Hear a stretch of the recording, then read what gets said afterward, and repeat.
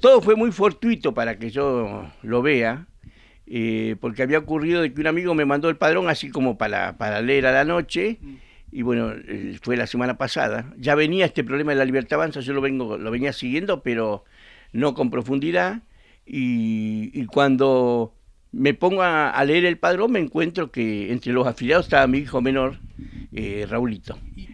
O sea, Raulito es antipolítica, practica deporte, es boxeador, vocea, y me llamó mucho la atención aparte porque cuando empiezo a leerlo empiezo a encontrar varios boxeadores, entre esos a Rayman y a varios chicos más que boxean en Bariloche.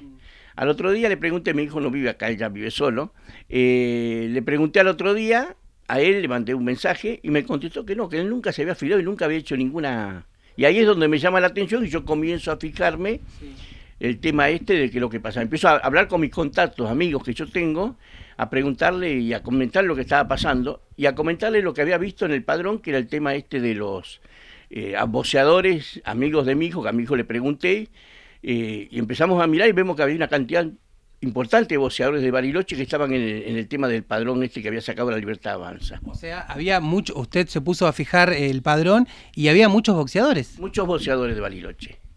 No sé si habrá de otras localidades.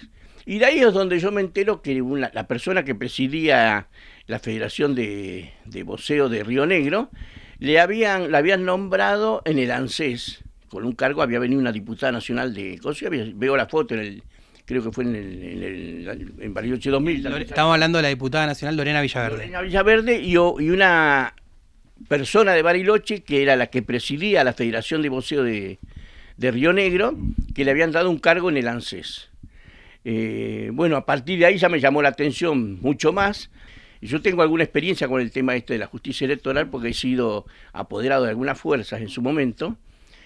Y acá el tema pasaba porque nunca se había visto el caso esto de una afiliación masiva desde una organización que tiene que ver con la parte civil en esta cosa, con el tema del deporte. Sí. Y bueno, ahí es donde me llama la atención, empezamos a armar los contactos, creo que Sandoval había llamado, lo llama Rayman y llama Vario, y empezó a aparecer de que se repetía. Lo que yo decía era cierto. Habían bajado, ¿sí?, los expedientes de lo que es la Federación de Voz de Río Negro, ¿sí?, y los habían cargado, porque allá adentro está la fotocopia y los documentos de los chicos. Entonces, a partir de ahí, bueno, yo me fui a ver la lancés a esta señora, no la pude encontrar, y bueno, ahí se armó todo este tema de que algunos periodistas que lo tomaron con seriedad, como entre ellos Mario Sandoval también que lo tomó, se comenzó a ver de que había lo que se llama en el tema de la calle una tramoya, con el tema de haber tomado todos los expedientes de los boxeadores y haberlos puesto como afiliados a la Libertad Avanza. Por último, Julio, preguntarle cómo sigue esto, ¿usted qué piensa? ¿Van a tomar alguna medida? Sí, yo ayer estuve en el juzgado federal. Me fui al juzgado federal porque quería ver cómo se inicia el trámite de este tema, porque que es un tema que yo lo tengo en discusión, porque de alguna manera, ¿cómo se elabora el tema? Mi hijo no tiene que renunciar a una afiliación, porque él nunca se afilió. ¿Sí? Lo que se tiene que aclarar en este tema es que hubo un manejo de documento público, porque es un documento público, ¿sí?, el tema, y se tiene que investigar sobre eso, pero no es que mi hijo tiene que renunciar. Claro.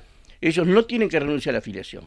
La justicia electoral los tiene que bajar del padrón, porque ellos no están acreditando de que ellos han participado en este tema de afiliarse.